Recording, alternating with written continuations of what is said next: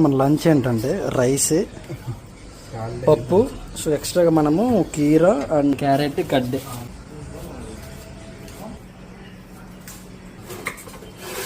Final గా మన lunch అయితే ఇది. సో రోజు మన లంచ్ ఇలాగే ఉంటుంది. సో 250 grams చికెన్, 100 grams కీరా, 100 grams క్యారెట్, ఒక అరౌండ్ 200 to 250 grams రైస్, పప్పు, స్నాక్. సో ఏదైనా కూడా నీ కర్రీ కర్రీ.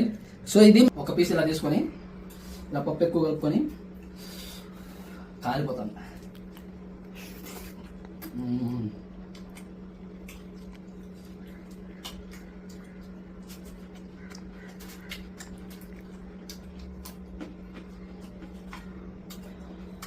Super, bumper.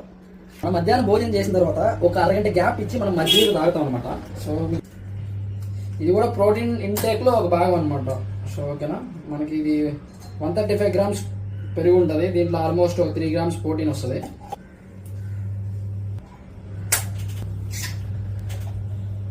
దీనిలో నిమ్మకాయ,